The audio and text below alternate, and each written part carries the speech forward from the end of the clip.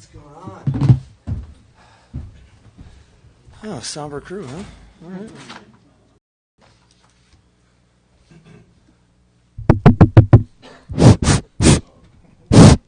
I don't know if it's on, but oh well. Things don't work here well here, Mike. Aha! We just, I don't know if we're be like it. We just heard from Tyreek that two things. One on that 60-yard touchdown, he thought Tua threw it to the wrong spot, and it turned out he threw it to the exact the ball was supposed to be. Mm-hmm. And then also on the first touchdown, that Tua changed the play at the line of scrimmage. So starting with that one, did you change the route at the line of scrimmage? Oh. Is that something that you were aware of, like in real time, or hoping that you would do in real time, or what was your perspective on that first play? So, which one? The 78-yard. Okay, so that was something that we discussed during the week, and it was really in the hands of the quarterback to if he thought that Tyreek would have a shot on the slot fade to adjust his route. So it was part of the play that I was well aware that we were going to do. So it was something that we'd kind of planned to have that option. But it's up to Tua to recognize the appropriate time. I think we can all say that was the appropriate time, right? And then deliver a ball. So you're talking about command of really the game, what's going on, when to be aggressive, when not to. It didn't surprise me, but I think that this was something that really the whole team knew Tua was going to come out and have a day like this with the way that he operates and the way he'd been frustrated, turn the ball over. So to be that aggressive while having that that burden of frustration is exactly what you hope for with your starting quarterback. We have to learn from things and have lessons, scars, and the connection between Tua and Tyreek in terms of two players playing together is about as good as I've ever been around. Hence their the some of the plays they're able to make each and every week. And then the second touchdown was he threw it to the right spot, and it wasn't the exact coverage that we planned on doing that, but the depth perception that Tua has down the field is pretty rare, so he can really feel when a post safety is not at the depth they need to be, and for him to be able to do that under a hair of duress is why he's doing some special stuff on the football field. So, I think the leaders of this team, responding to or going out there at the beginning of the game and kind of taking the reins of what type of game it would be had a substantial effect on the entire team, and that in conjunction with the stops the defense was getting really put us in an advantageous situation. About that quick one, how difficult of a catch is that for Tyreek? It's insane. There's not usually, specifically for really fast guys, it's something that Tyreek's always been very adept at. But to, just think of it this way: in the heat of battle, you see the ball, and then you just turn away from it and try to find it again. That is very, very difficult. He makes it look super easy, but that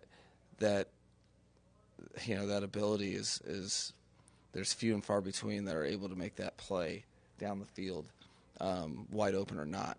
So Tua knows that, and he knows that if he puts it far enough, sometimes that Tyreek has done that several times in practice before, but not the fact that it was in stride makes it even more impressive of a catch, because a lot of times when guys go blind to the ball, they'll make a play if it's stopping them and hitting them in the stomach. To go Willie Mays on it is pretty impressive. Can you kind of add a little more context and perspective, talking about the connection between Tua and Tyreek is, one of the best we've seen. We know what Tyreek did before he got here, and obviously, coming here, it seems like he's obviously taken it to another level. So from your perspective, what makes it as good as any connection you've ever seen? Well, I think they're both tremendous players, and my thing is like I think they're tremendous players that can make plays on their own for sure. But together, the important thing for this team is, that you're seeing the best selves of both players while playing together. So I think that's, for me, the way I know they're elite players, but working together, they're finding, Tua is able to be super aggressive in certain windows because he trusts what Tyreek's going to do. Tyreek's able to be super aggressive because he trusts Tua's field vision and knows that if he's putting a ball up in the air a little bit over the middle, to just track it and catch it, because that could lead him in harm's way. So the aggressiveness they play with is very unique, and just their ability to make plays together that other people can't, I think is why they're is the result of both of their numbers. It's they're independently awesome, but together they're even better. Like, a lot is made about this franchise's history in December. What does he say to start December with a convincing win like this one? Yeah, I mean, it makes I like this team is obviously within this franchise, but the history has nothing to do with this team. I think it says a lot about where this team has grown from last year. If you take a look at our 12th game last year versus this year, I think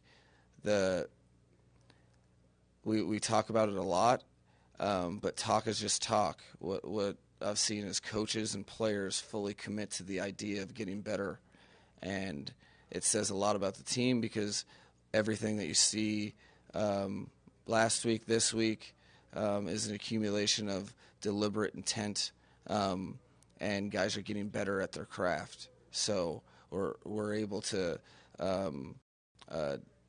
you're seeing it on both, really in all three phases.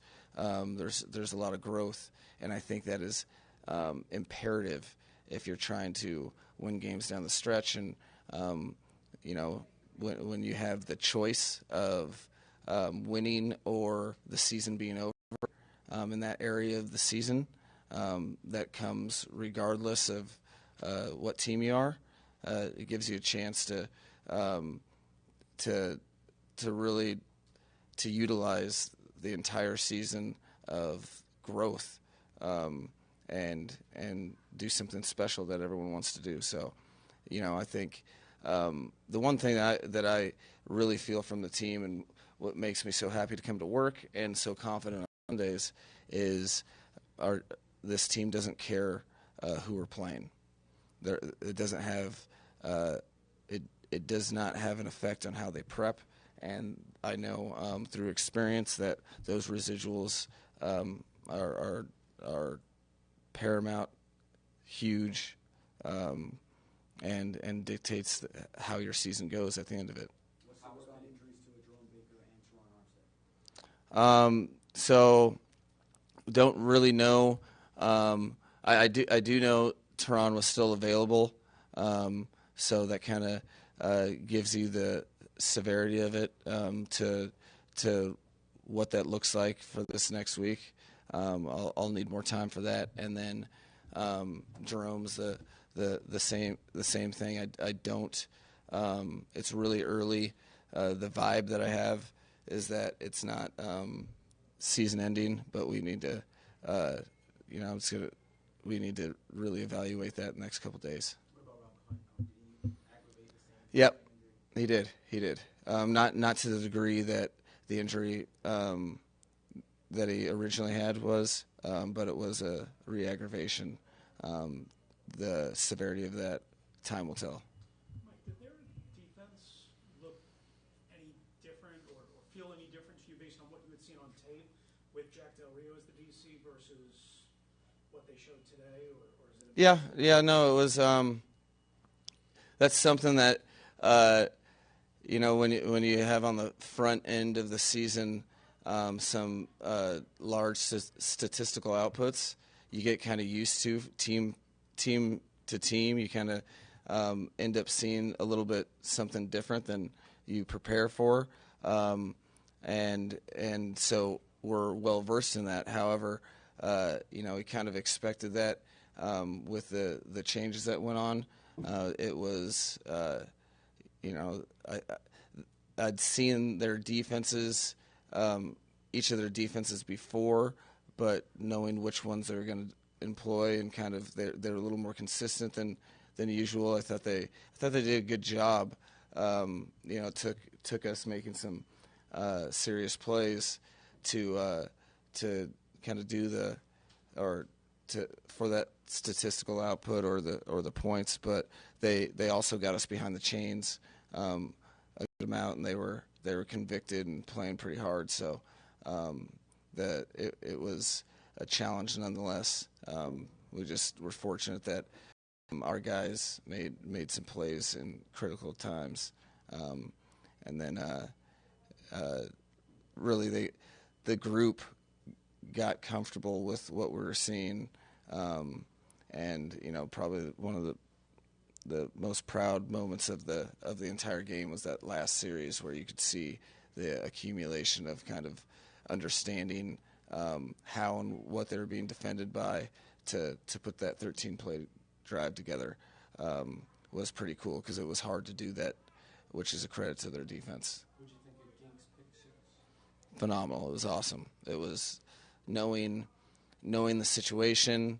That's a critical in allowing players to play aggressive is the preparation that is on the shoulders of the coaches. And I thought when you have people, when you have players that are prepared and locked in and know what the opponent's trying to do, to be able to aggressively get in that screen lane is one thing. And then on top of that, for it not to be a PBU or a batted ball, but a catch and it's a huge momentum swing. It's a huge play in the game.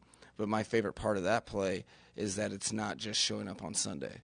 That was stuff that we saw in practice, and they talk situational football or series start, earns down, all of the different things that you can kind of get a beat on stuff and then shoot your guns when you have conviction of preparation.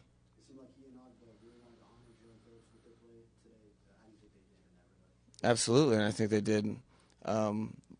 I think they did enough to make Jalen smile, which is is important to them. This is a very tight group that doesn't just live in their own experience, that really shares the journey of each other and each individual teammate, knowing the disappointment. I don't think they wanted anything to do with letting Jalen down, because that this team and the organization is extremely important to Jalen. He's a big part of what we're trying to do here. So they took ownership of that and made sure to match what he does, which is a lot. Final question. Mike, when you came to the Dolphins, did you have this idea of speed? You guys always signed Tyreek Hill, you had Waddle, or did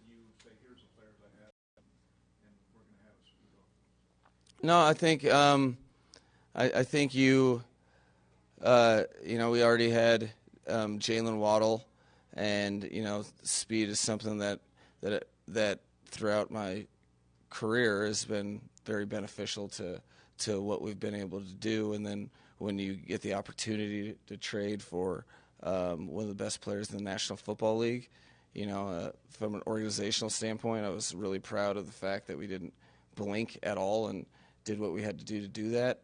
And then you kind of just lean into that. And, you know, I've always looked at football and offense as a very fluid, you know, kind of schematic thing where you're adjusting to what your players are good at. So the offense, it wasn't really planned that way. I didn't really have any hard plans on what it was going to be. I have some philosophical beliefs in certain things, but you know, it's easy when you've been fortunate enough to be around a lot of different players and different scenarios. When you have speed like that, you try to use it to the best of your ability and make defenses defend the entire field, which is a space creator and very helpful for us. Thank you, guys. Thank you, guys. Welcome, Ms.